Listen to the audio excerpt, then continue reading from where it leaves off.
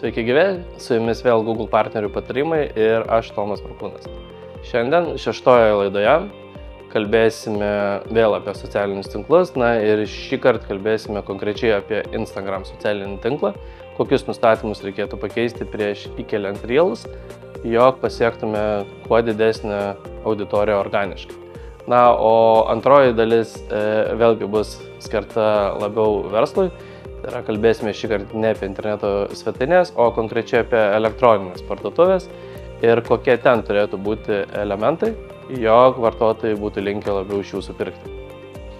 O dabar papasakosiu apie kelis nustatymus, kurie jums gali būti aktualūs, jeigu aktyviau naudojatės Instagram socialiniu tinklu. Ir Instagram programėlėje kuriate, dalinatės tais vadinamaisiais Reelsais. Čia yra keletas nustatymų, kuriuos jau galbūt žinote, galbūt neatkreipėte dėmesio, kurie padės padidinti jūsų Reelsų organinį pasiekiamumą. Tai visų pirma, nuėjus į nustatymus, jums reikėtų pasitikrinti, ar jūsų vadinamieji šėrinimo nustatymai yra pilnai jungti. Tai yra, ar jūs suteikite žmonėms galimybę šėrinti jūsų turinį. Tiek jūsų postus, tiek Reelsus, tiek visą kitą informaciją, kurią jūs talpinatės, kad būtų didesnis pasiekiamumas. Teoriškai reikėtų nustatymus įleisti viešai jūsų visą informaciją persidalinti. Tai šią dalį reikėtų pasitikrinti. Taip pat viena iš opcijų yra jūsų turinį, kurį keliate Instagram socialiniame tinkle kaip Reelsą, taip pat pasipostinti Facebook'e. Tokiu atveju tas pasiekiamumas taip pat yra didesnis, tai mano atveju ši funkcija yra išjungta, bet teoriškai ši funkcija, jeigu norite turėti didesnį pasiekiamumą, turėtų būti įjungta. Kita dalis, kas nustatymuose taip pat turėtų būti peržiūrėta, tai yra jūsų keliamos medijos kokybė. Šiame nustatyme, jūs tiesiog pasižiūrėkite, ar yra įjungta opcija, kad jūs galėtumėte kelti aukštos raiškos turinį, tai irgi padeda jūsų organiniam pasiekiamumui. Jeigu šie nustatymai yra įjungti, tai kaip ir viskas gerai, jūsų keliami Reelsai turėtų teoriškai turėti didesnį pasiekiamumą. Taip pat visada reikėtų keliant naują Reelsą pasižiūrėti, ar tie nustatymai nėra pasikeitę. Tai kaip pavyzdys, mes pasirenkame kažkokią video, kurį mes norėsime naudoti kaip Reelsą. Įsikeliame, tebūnė jį pakoreguojame, paredaguojame. Ir čia yra esminė dalis, kur mes vėl turėtume pasitikrinti, ar čia viskas yra gerai. Tai yra kaip pavyzdys, ar mes tą sukurtą Reelsą šėrinsime Facebook'e ir ar tas turinys, kurį jūs įkeliate, ar jis bus įkeltas su aukšta raiška. Jeigu šie nustatymai yra, viskas gerai, jūsų Reelsai ir keliamas turinys teoriškai turėtų turėti didesnį pasiekiamumą.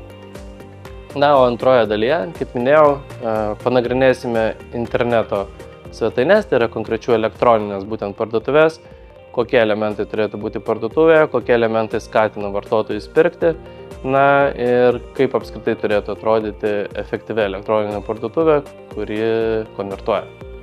Praėjusioje laidoje, verslo skirtoje dalyje, kalbėjome apie efektyvią interneto svetainę ir kokie elementai turėtų būti joje, jog vartotojai būtų linkę labiau kontaktuoti.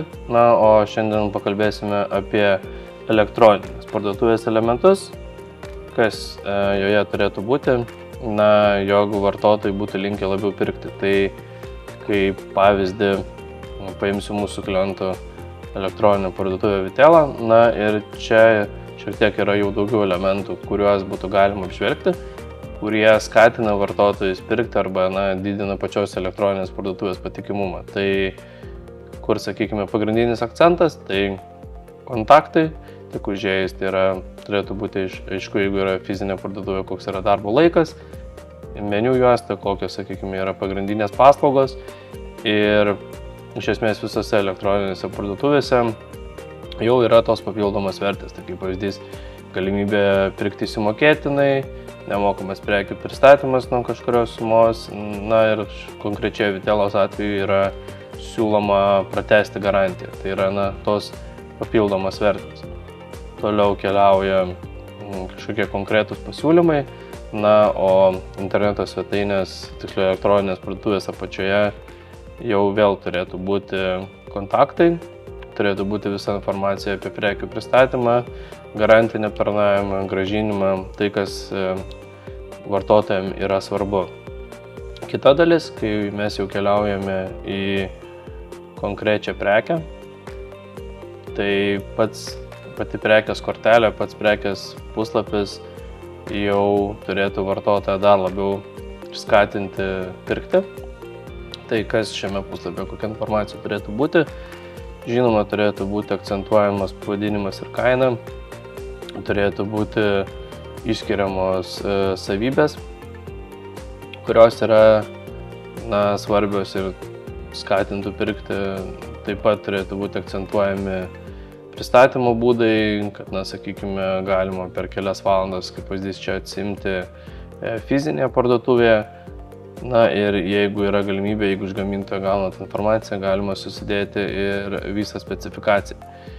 Tai šiuo atveju galime paimti gal kitą populiaresnį, sakykime, pavyzdį, kažkokį dulkių siurblį. Tai čia šiek tiek daugiau yra tos, sakykime, vartotojui tos daromos įtakos, tai yra daugiau informacijos.